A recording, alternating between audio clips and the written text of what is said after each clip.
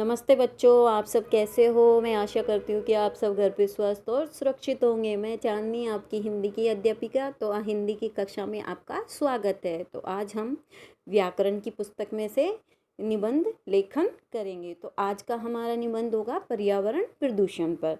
अब पर्यावरण प्रदूषण क्या होता है? जो हमारा वातावरण होता है वो जब दूषित होता है तो उसको हम पर्यावरण प्रदूषण कहते हैं। तो सबसे पहले हम इसमें लेंगे प्रस्तावना।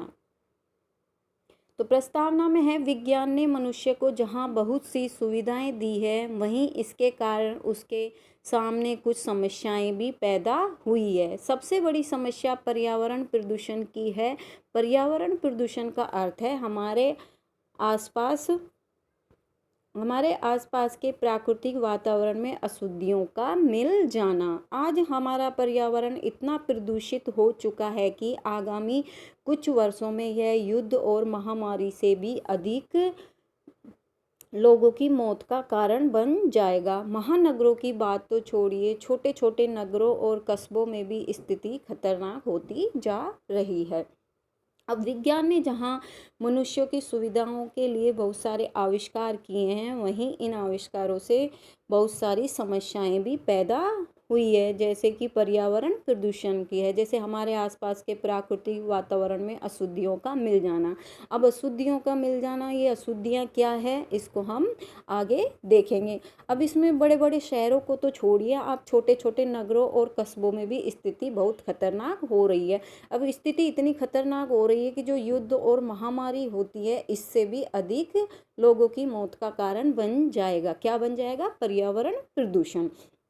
तो अब पर्यावरण प्रदूषण के प्रकार, अब यहाँ देखिए पर्यावरण प्रदूषण के क्या क्या प्रकार होते हैं। पर्यावरण प्रदूषण के मुख्य 4 प्रकार का होता है। अब कौन कौन से प्रकार का होता है? पहला है वायु प्रदूषण। वायु प्रदूषण, अब वायु प्रदूषण क्या होता है? वायु में कई प्रकार की विषैली गैस मिल जाने से वायु समस्त जीवधारियों के लिए हानिकारक बनती जा रही है। वायु वायु से हम श्वास लेते हैं। अगर वायु ही प्रदूषित हो जाएगी तब तो पूरी पृथ्वी ही नष्ट हो जाएगी। तो वायु प्रदूषण से समस्त जीवधारियों के लिए हानिकारक है। अब दूसरा है इसका जल प्रदूषण। जल प्रदूषण कैसे होता है? विभिन्न प्रकार की अशुद्धियों और रसायनों के मिल जाने से जल काफ़ी प्रदूषित हो चुका है। विशेष रूप से हमारी नदियाँ प्रदूषित जल का भंडार बन गई है। अब जैसे कि ये फैक्ट्रियाँ होती हैं, मील होती हैं, इनसे जो गंदा माल इनका निकलता है, जो गंदगी होती है जो फैक्ट्रियों के लिए, तो वहाँ से उसको भर के और तालाबों में और नदियों में उस गंदगी को डाल देते हैं, जिससे जल प्रदूषित हो जाता है। अब आगे देखते हैं और क्या क्या है। अब तीसरा है ध्वनि प्रदूषण। अब ध्वनि प्रदूषण किससे होता है? शोर बढ़ जाने के कारण ध्वनि प्रदूषण बढ़ रहा है, जैसे कि यातायात के साधनों से, इनके अतिरिक्त फैक्ट्रियाँ, तेज ध्वनि वाले लाउड स्पीकर आदि के कारण ध्वनि प्रदूषण फैल रहा है। शोर बढ़ जाने के कारण, जैसे कि यातायात के साधन हैं, जैसे कि बाइक है, स्कूटर है। आजकल की बाइकें इतनी तेज़ आवाज़ करती है, उससे भी ध्वनि प्रदूषण होता है। और फैक्ट्रियाँ कितनी तेज़ आवाज़ें करती है, एरोप्लेन जब चलते हैं कितनी तेज़ आवाज़ करते हैं, इनकी ध्वनि से भी हमारा वातावरण प्रदूषित होता है, जिससे हमारी ध्वनि प्रदूषित हो जाती है, जो हमारे कानों के लिए बहुत हानिकारक होती है। चौथे नंबर पे है मृदा प्रदूषण। भूमि की उर्वरा शक्ति के मूर्खतापूर्ण दोहन और रसायनों के मिलने से भूमि प्रदूषण बढ़ रहा है, जिससे भूमि की उर्वरा शक्ति धीरे धीरे घट रही है। अब भूमि की उर्वरा शक्ति का मूर्खतापूर्ण दोहन करने से यानी कि अपने स्वार्थ के लिए भूमि की उर्वरा शक्ति को घटाना। जैसे कि किसी ने फसल कर रखी है तो उसमें फसल की अच्छी पैदावार के लिए उसमें कीटनाशक दवाइयों का मिला देते हैं, जिससे फसल तो अच्छी हो जाती है, लेकिन भूमि की उर्वरा शक्ति घट जाती है। धीरे धीरे वो घटती ही चली जाती है और भूमि क्या हो जाती है? बंजर बन जाती है। अब आगे देखिए प्रदूषण के कारण। इस प्रदूषण के क्या क्या कारण है? तो पर्यावरण प्रदूषण के कई कारण हैं, जिनमें प्रमुख हैं औद्योगिकरण, वनों का कटाव, रासायनिक उर्वरकों और कीटनाशकों का अधिक प्रयोग करना, निरंतर बढ़ता मशीनीकरण का प्रयोग करना, रहन सहन की कृत्रिमता।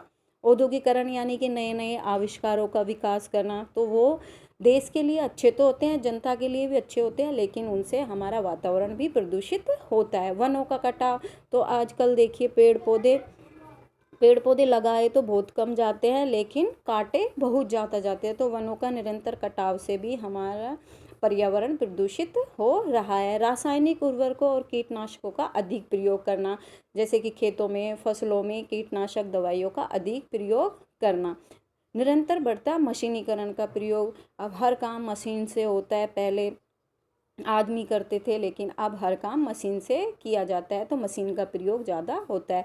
रहन सहन की कृत्रिमता, लोग पहले गाँव में रहते थे, हाथों से सारा काम करते थे, और आजकल लोगों का जीवन ऐसा है कि उनको आराम चाहिए और सारा काम वो मशीनों के जरिए करते हैं। आगे है प्रदूषण के प्रभाव, कि इसके क्या क्या प्रभाव होते हैं। तो प्रदूषण का मानव जीवन पर बुरा प्रभाव पड़ रहा है। वायु प्रदूषण के कारण लोग श्वास संबंधी रोगों के शिकार बन रहे हैं।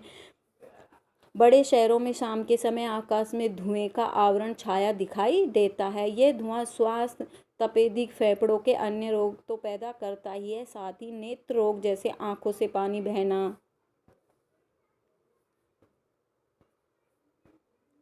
जलन, एलर्जी आदि भी पैदा करता है। प्रदूषित पानी पीने से लोगों के पेट के रोग हो जाते हैं, और भूमि प्रदूषण भूमि की उर्वरा शक्ति को चूसकर उसे बंजर बना देता है। अब देखिए प्रदूषण के प्रभाव क्या क्या होते हैं।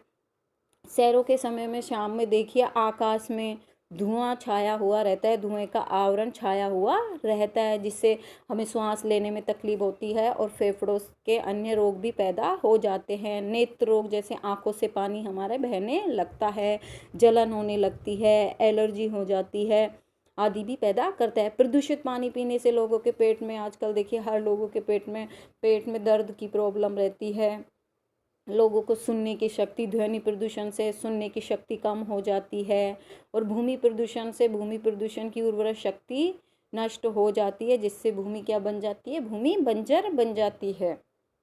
उपसंहार, मानव सभ्यता को बचाए रखने के लिए ये आवश्यक है कि पर्यावरण को प्रदूषित होने से बचाने के उपाय किए जाने चाहिए, कि हमारा जो पर्यावरण प्रदूषित न हो उसे हम कैसे बचा सकते हैं। तो उसके लिए हमें क्या क्या उपाय करने चाहिए। तो हमें औद्योगिकरण और मशीनीकरण के कारण होने वाले प्रदूषण को अवश्य कम कर सकते हैं। अब ये तो है नहीं कि हम औद्योगिकरण और मशीनीकरण को बिल्कुल ही बंद कर दें, ये बिल्कुल बंद तो नहीं कर सकते, लेकिन हम इससे होने प्रदूषण को थोड़ा कम अवश्य कर सकते हैं। तो कल कारखानों द्वारा जल में गंदगी डालने पर रोक लगाई जानी चाहिए। जो कारखानों से जो गंदा माल निकलता है उसे हमें नदियों और तालाबों में नहीं डालना चाहिए। तेज शोर से बचना चाहिए, जो तेज शोर होता है उसे कम करना चाहिए।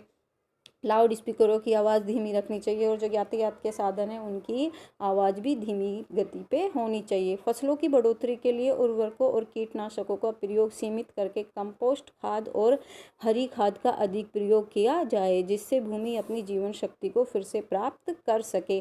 जो फसल होती है उसमें हमें ये कीटनाशक दवाइयों का प्रयोग ना करके कंपोस्ट खाद का प्रयोग करना चाहिए। अब कंपोस्ट खाद क्या होता है, जो ये पेड़ पौधों की ये पत्तियाँ जो नीचे गिर जाती है उनको इकट्ठा करके एक जगह काफ़ी दिनों तक रखने के बाद, और जो हमारा खाना होता है उसको भी हम, बेकार खाना होता है उसको भी उसमें डालकर काफ़ी दिनों तक एक साथ एक जगह पर रखने पर जब वो खाद बन जाता है उसको फसल में डालना चाहिए। उससे फसल भी अच्छी होती है और भूमि की उर्वरा शक्ति भी बढ़ती है, जिससे भूमि अपनी जीवन शक्ति को फिर से प्राप्त कर सकती है।